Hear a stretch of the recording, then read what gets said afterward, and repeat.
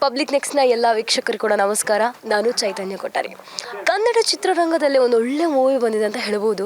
ಈ ಕಾಡೊಳಗೆ ಏನಾಗುತ್ತೆ, ಕಾಡು ಮಂದಿ ಯಾವ ರೀತಿ ಇರ್ತಾರೆ, ಕಾಡಲ್ಲೂ ಹೀಗೂ ಆಗುತ್ತಾ ಅಂತ ಹೇಳಿ ನಮ್ಗೆ ತೋರಿಸಿರುವಂತಹ ಸಿನಿಮಾ ಅಂತ ಹೇಳಿದ್ರೆ, ಈಗ ತುಂಬ ಟ್ರೆಂಡಲ್ಲಿರುವಂತಹ ಸಿನಿಮಾ ಅಂತ ಹೇಳಿದ್ರೆ ಅದೇ ಜಂಗಲ್ ಮಂಗಲ್ ಅಂತ ಹೇಳ್ಬೋದು. ಈ ಹೆಸರಲ್ಲೇ ಏನೊಂದು ಅಟ್ರಾಕ್ಷನ್ ಇದೆ, ಆ ಕತೆ ಅದಕ್ಕಿಂತ ವಿಭಿನ್ನವಾಗಿದೆ ಅಂತ ಹೇಳ್ಬೋದು. ಅದೆಲ್ಲ ನೋಡಬೇಕು ಅಂತ ಹೇಳಿದ್ರೆ ನೀವು ಥಿಯೇಟ್ರಿಗೆ ಹೋಗಿ ನೋಡಬೇಕು. ಇದೀಗ ಜಂಗಲ್ ಮಂಗಲ್ ಸಿನಿಮಾದ ಹೀರೋ ಆಗಿರುವಂಥ ಯಶ್ ಶೆಟ್ಟಿ ಇವತ್ತು ನನ್ನ ಜೊತೆ ಇದ್ದಾರೆ. ಬನ್ನಿ ಅವ್ರ ಜೊತೆ ಮಾತಾಡೋಣ. ಹಾಯ್ ಸರ್, ಹೇಗಿದ್ದೀರಾ? ನಾನು ಚೆನ್ನಾಗಿದ್ದೀನಿ, ನೀವು ಹೇಗಿದ್ದೀರಾ? ನಾನು ಚೆನ್ನಾಗಿದ್ದೇನೆ sir. First of all congratulation.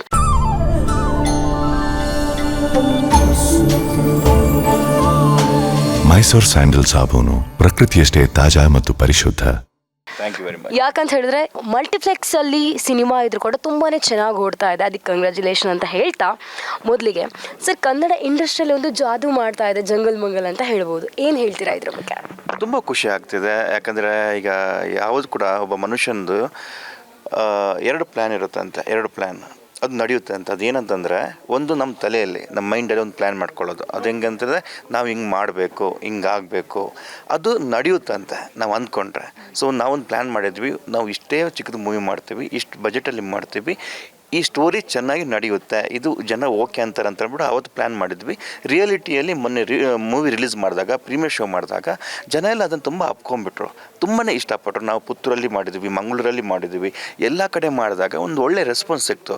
ಮೈನಾಗಿ movie ಡ್ಯೂರೇಷನ್ಗೆ, director ವರ್ಕಿಗೆ, ಅವರ ಸ್ಕ್ರೀನ್ ಪ್ಲೇಗೆ, ಸ್ಟೋರಿಗೆ, ಸ್ಲ್ಯಾಂಗಿಗೆ, ಪ್ರತಿಯೊಂದು ಕ್ಯಾರೆಕ್ಟ್ರಿಗೆ, ಆಮೇಲೆ ಎಡಿಟಿಂಗ್ಗೆ, ಯಾವುದೇ ಪ್ರತಿಯೊಂದು ಆಪ್ಷನ್ ಬಗ್ಗೆ ಏನೇನು ಇದೆ ಆಯಾಮ ಅದರ ಬಗ್ಗೆ ಎಲ್ಲ ಮಾತಾಡ್ತಿದ್ದಾರೆ ಜನ. ಯಾಕಂದರೆ ಅವ್ರಿಗೆ ಅದು ನಾಟಿದೆ. ಅದಲ್ಲದೆ ನಮ್ಮ ಕನ್ನಡ ಮೀಡಿಯಾ ಮಾಧ್ಯಮ ಮಿತ್ರರು, ಮೀಡಿಯಾದವರು, ಅವರಿಗೆಲ್ಲ ತುಂಬ ಖುಷಿಯಾಗಿದೆ. ಒಂದು ಒಳ್ಳೆಯ ಪ್ರಯತ್ನ, ತುಂಬ ಚೆನ್ನಾಗಿ ಮಾಡಿದ್ದೀರಿ ಅಂತ ಹೇಳ್ಬಿಟ್ಟು ಬೆಳ್ತಾಡ್ತಾ ಇದ್ದಾರೆ. ನೋಡಿದವರೆಲ್ಲ ಇನ್ಸ್ಟಾಗ್ರಾಮಲ್ಲಿ, ಫೇಸ್ಬುಕ್ಕಲ್ಲಿ, ವಾಟ್ಸಪ್ಪಲ್ಲಿ ಮೆಸೇಜ್ ಆಗ್ತಾ ಇದ್ದಾರೆ, ನಾವು ನೋಡಿದ್ವಿ ಚೆನ್ನಾಗಿದೆ ಅಂತ. ಅವರೇ ಫೋಟೋ ತೆಗೆದುಬಿಟ್ಟು ಇನ್ಸ್ಟಾಗ್ರಾಮಲ್ಲಿ ಸ್ಟೋರೀಸ್ ಹಾಕ್ತಾ ಇದ್ದಾರೆ. ಇನ್ನಷ್ಟು ಜನ ನಾವು ಈ ಸ್ಯಾಟರ್ಡೆ ಸಂಡೇ ನಾವು ನೋಡ್ತೀವಿ, ಫ್ಯಾಮಿಲಿ ಜೊತೆಗೆ ಹೋಗ್ತಿದ್ದೀವಿ ಅಂತ ಹೇಳ್ತಿರ್ಬೇಕಾದ್ರೆ ನಾವೇನು ಅಂದ್ಕೊಂಡಿದ್ದೀವಿ ಅಲ್ಲಿ ರೀಚ್ ಆಗ್ತಿದ್ದೀವಿ ಅಂತ ನಾವು ಅಂದ್ಕೊಳ್ತಾ ಇದ್ದೀವಿ. ನಿಜವಾಗ್ಲೂ ಅದು ಅವರಿಗೆ ಕಂಪ್ಲೀಟಾಗಿ ರೀಚ್ ಆಗಿ ತುಂಬ ಜನ ನೋಡಿದಾಗ ನಮಗೆ ಇನ್ನೊಂದು ಏನೋ ಒಂದು ಪ್ರಯತ್ನ ಮಾಡೋಕ್ಕೆ ದೊಡ್ಡ ಶಕ್ತಿ ಆಗುತ್ತೆ. ಸರ್ ಇನ್ನೊಂದು ಏನು ಅಂತ ಹೇಳಿದರೆ, ಸಿನಿಮಾ ಅಂತ ಬಂದಾಗ 2-2.5 ಗಂಟೆ ಇರುವಂತಹ ಸಿನಿಮಾ ಅಂತ ಹೇಳಿ ಎಲ್ರಿಗೂ ಕೂಡ ಅನಿಸೋದಿದೆ. ಆದರೆ ಈ ಸಿನಿಮಾ 1.5 ಗಂಟೆಯಲ್ಲೇ ನೀವು ಚಮಕ್ ಮಾಡಿದ್ದೀರಾ ಅಂತ ಹೇಳ್ಬೋದು. ಎಲ್ರಿಗೂ ಕೂಡ ಅದೇ ಒಂದು ಭಾರಿ ಖುಷಿ. ಸಿನಿಮಾ ಹೋಗಿರೋದೇ ಗೊತ್ತಾಗಿಲ್ಲ ಅನ್ನುವಂಥದ್ದು. ಸೊ ಈ ಎಲ್ಲ ಒಂದು ಅಭಿಪ್ರಾಯ ಆಗಿರ್ಬೋದು, ಎಲ್ಲರ ಒಂದು ಒಪಿನಿಯನ್ ಬಂದಾಗ OTTಯಲ್ಲೂ ತುಂಬ ಚೆನ್ನಾಗಿ ಇದಾಗ್ತಾಯಿದೆ. ಸೊ ಇದಕ್ಕೆಲ್ಲ ಏನು ಅನಿಸ್ತಾ ಇದೆ ನಿಮಗೆ ಅಂತ? ಏನಿಲ್ಲ, ನೀವು ಯಾವುದೇ ಸ್ಟಾರ್ ಮೂವಿ ತಗೊಂಡ್ರು ಅಲ್ಲಿ ಎಲ್ಲದರಲ್ಲಿ ಇರೋದು 1.5 ಗಂಟೆ ಸ್ಟೋರಿನೇ ಇರೋದು. ಆಮೇಲೆ ಫೈಟ್ ಒಂದು ಹಾಕಿದ್ದಾಗ ಅದೊಂದು 2.5 ನಿಮಿಷ 3 ನಿಮಿಷ ಅಂತ ಅಂದಾಗ ಎಷ್ಟಾಯಿತು, ಅದೊಂದು 12 ನಿಮಿಷ 15 ನಿಮಿಷ ಆಯಿತು. ಆಮೇಲೆ ಸಾಂಗ್ಸ್ 4 ಬಂದದ್ದು ಹಂಗೆ ಅದೇ 2.5 ಗಂಟೆ ಆಗೋದಲ್ವಾ. ಸೊ ನಮ್ಮ ಹತ್ರ ಏನು ಬಜೆಟ್ ಇದೆ ಮತ್ತು ಈ ಸ್ಟೋರಿ ಏನು ಕೇಳ್ತಾ ಇದೆ, ನಮ್ಮ ಡೈರೆಕ್ಟರ್ ಮೊದಲೇ ಕ್ಲಿಯರ್ ಆಗಿದ್ರು, ಇಲ್ಲಿ ನಮ್ಗೆ ಸಾಂಗ್ ಬೇಡ, ಇಲ್ಲಿ ನೆಸೆಸಿಟಿ ಇಲ್ಲ. ಜನ ಒಂದು ಟೈಮಲ್ಲಿ ಸ್ಟೋರಿ ಕನೆಕ್ಟ್ ಆದಮೇಲೆ ಅವ್ರಿಗೆಲ್ಲೂ ಗ್ಯಾಪ್ ಕೊಡಬಾರ್ದು. ಅವ್ರಿಗೆ ಆದಷ್ಟು ಬೇಗ ನೀವು ಫಿನಿಷ್ ಮಾಡಿದಾಗ ಏನಾಗುತ್ತೆ, ಸ್ಯಾಟಿಸ್ಫ್ಯಾಕ್ಷನ್ ಲೆವೆಲ್ ಸಿಗುತ್ತೆ. ಯಾವುದೋ ಒಂದು ಟ್ವಿಸ್ಟ್ ಅಥವಾ ಯಾವುದೋ ಒಂದು ಏನು ತಿರುವು ಸಿಕ್ಕಿದಾಗ ಅಲ್ಲಿ ನಾವು ಸಾಂಗ್ ಹಾಕಿದರೆ ಜನ ಅದು ಏನೋ ಒಂದು ಕನೆಕ್ಟ್ ಆಗಿರ್ತಾರೆ, ಒಮ್ಮೆ ರಿಲ್ಯಾಕ್ಸ್ ಆಗಿಬಿಡ್ತಾರೆ, ಮತ್ತೆ ಅವರ ಕನೆಕ್ಷನ್ ತಗೊಬರೋಕ್ಕೆ ತುಂಬ ಕಷ್ಟ ಆಗಿಬಿಡುತ್ತೆ. ಸೊ ಆ ಥರ ಏನೂ ಮಾಡೋದು ಬೇಡ. ಈಗ ನೋಡಿ, ಇಂಗ್ಲೀಷ್ ಮೂವಿ ಕೆಲವೆಲ್ಲ ಆ್ಯಕ್ಷನ್ ಮೂವಿ ನೋಡಿದಾಗ ಅದೆಲ್ಲ ಕರೆಕ್ಟ್ 1.5 ಗಂಟೆ ಇರುತ್ತೆ, ಸಬ್ಜೆಕ್ಟ್ ಓರಿಯೆಂಟೆಡ್ ಆಗಿರುತ್ತೆ. ಬಟ್ ಅದು ನೋಡಿದಾಗ ಒಂದು ಖುಷಿ ಅನುಭವ ಆಗಿಬಿಡುತ್ತೆ ನಮಗೆ, ಒಂದು ಒಳ್ಳೆ ಮೂವಿ ನೋಡಿದ್ವಿ ಅಂತ ಹೇಳ್ಬಿಟ್ಟು. ಆ ಒಂದು ಒಳ್ಳೆ ಅನುಭವ ಜಂಗಲ್ ಮಂಗಲಲ್ಲಿ ಎಲ್ರಿಗೂ ಸಿಗ್ತಾ ಇದೆ. ಅಲ್ಲಿ ಆ್ಯಕ್ಚುಲಿ ಎಲ್ರಿಗೂ ತುಂಬ ಖುಷಿ ಆಗಿದ್ದು, 1.5 ಗಂಟೆ ಮೂವಿ ಹೋಗಿದೆ ಗೊತ್ತಾಗಲ್ಲ, ತುಂಬ ಚೆನ್ನಾಗಿದೆ, ನಮ್ಗೆ ಗ್ಯಾಪೇ ಇಲ್ಲ. ಮುಕ್ಕಾಲು ಗಂಟೆ ಒಂದು ಮುಕ್ಕಾಲು ಗಂಟೆಯಲ್ಲಿ ಏನು ಇಂಟರ್ವಲ್ ಆಗಿಬಿಡುತ್ತೆ, ಮತ್ತು ಮುಕ್ಕಾಲು ಗಂಟೆಯಲ್ಲಿ ಮೂವಿ ಮುಗಿದು ಬಿಡುತ್ತೆ. ತುಂಬ ಚೆನ್ನಾಗಿ ಮಾಡಿದ್ರು ಅಂತ ಹೇಳ್ಬಿಟ್ಟು. ಸರ್ ಇನ್ನೊಂದು ಭಾಷೆ ಬಗ್ಗೆ ನಾನು ಹೇಳಲೇಬೇಕು. ಮಂಗಳೂರು ಅಂತ ಬಂದಾಗ ನಮ್ಮ ತುಳುನಾಡು ಭಾಷೆನೇ ಒಂಥರ ಸ್ಲ್ಯಾಗ್, ಕನ್ನಡದಲ್ಲಿ ಮಾತಾಡೋದೇ ಬೇರೆ ಆಗಿರುತ್ತೆ. ಇದು ಮಲೆನಾಡು ಮತ್ತು ತುಳುನಾಡು ಭಾಷೆ ಅದರಲ್ಲಿ ಒಟ್ಟಿಗೆ ಆಗಿರೋ ಒಂದು ಸ್ಲ್ಯಾಗ್ ಇದೆ ಅಲ್ಲ, ಸಖತ್ತಾಗಿ ನಮ್ಗೆ ಕೇಳಿಸುತ್ತೆ. ಸೊ ಈ ಬಗ್ಗೆ ಏನು ಹೇಳ್ತೀರಾ? ಅದನ್ನ ಮೊದಲೇ ಪ್ಲ್ಯಾನ್ ಮಾಡ್ಕೊಂಡಿದ್ವಿ. ಅಂದರೆ ನಮ್ಮ ಡೈರೆಕ್ಟ್ರು ಆ ಪ್ಲೇಸನ್ನು ತುಂಬ ಇಷ್ಟಪಟ್ಟಿದ್ರು. ಅವರ ಸ್ನೇಹಿತನ ಅದು ಊರದು ಮಟ್ಪಾಡಿ ಅನ್ನೋದು ಗುತ್ತಿನಾರ್ ಕಡೆಯಲ್ಲಿ ಬರುವಂಥದ್ದು.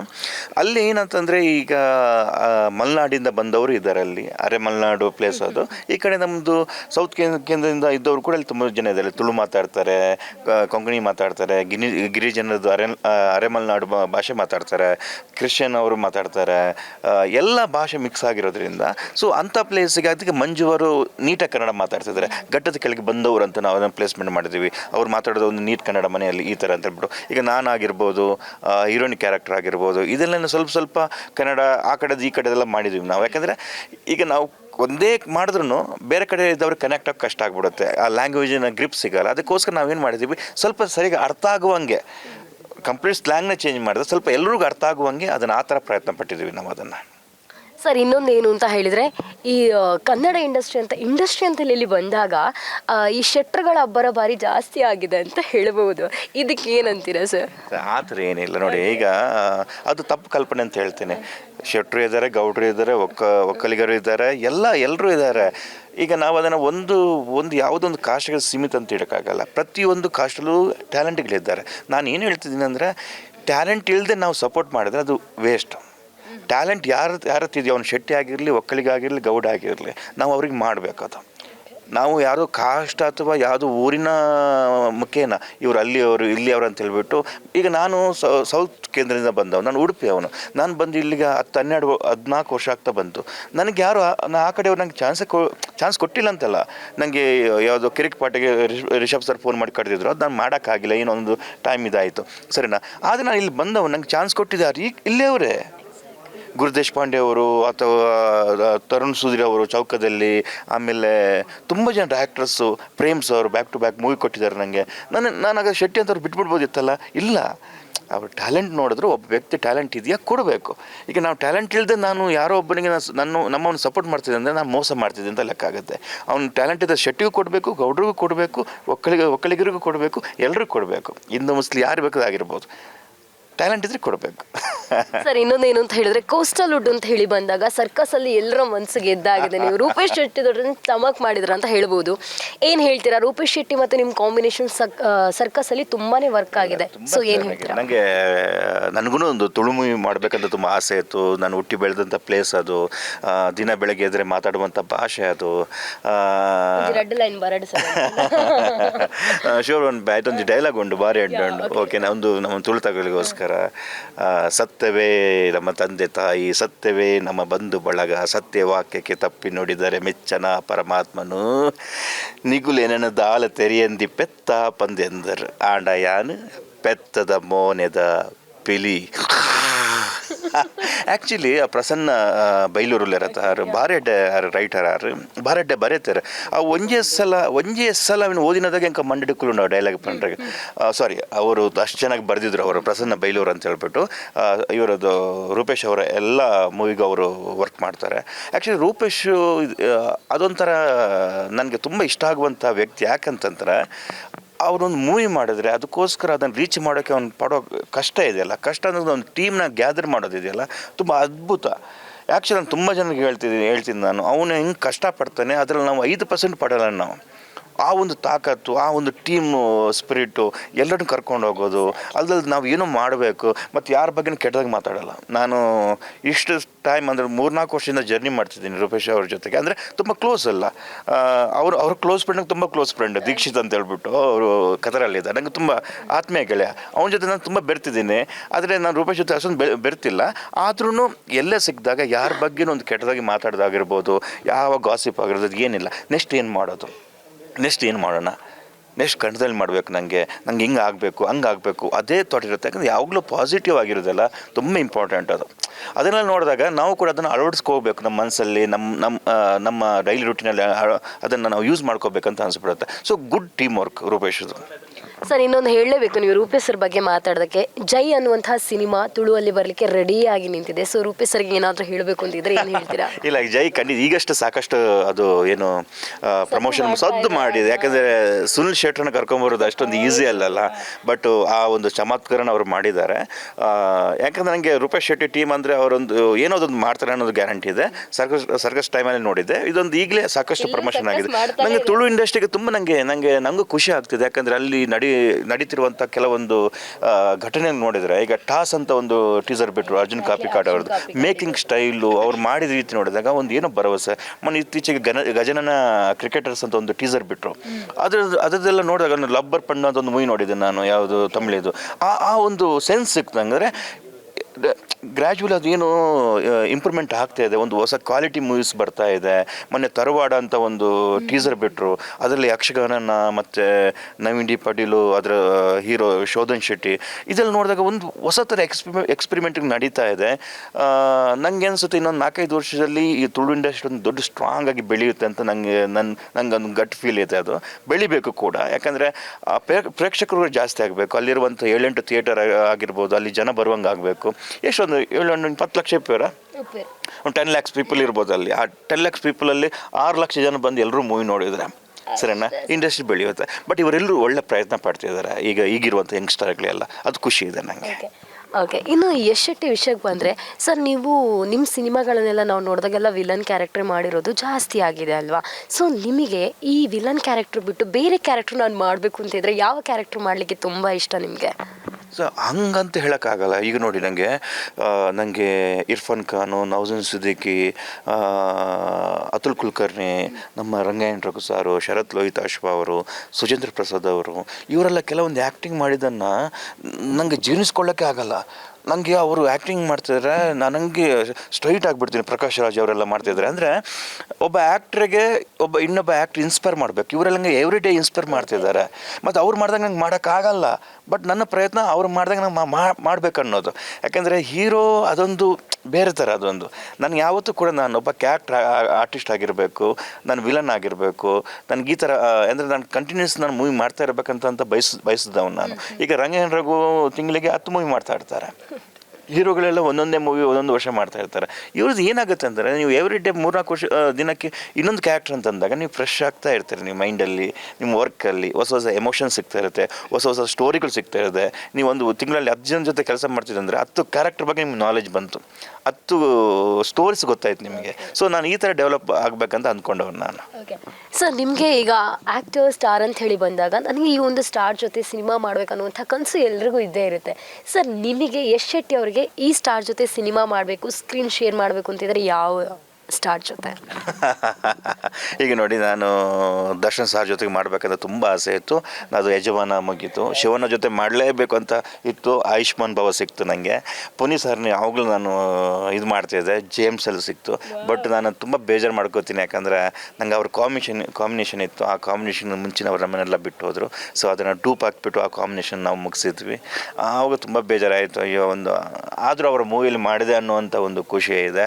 ಈಗ ಧ್ರುವ ಸರ್ ಜೊತೆಗೆ ಒಂದು ಅದ್ಭುತ ಕಾಂಬಿನೇಷನ್ ಅವ್ರ ಜೊತೆಗೆ ಕೇಳಿ. ಪ್ರೇಮ್ ಸರ್ ಅಂತೂ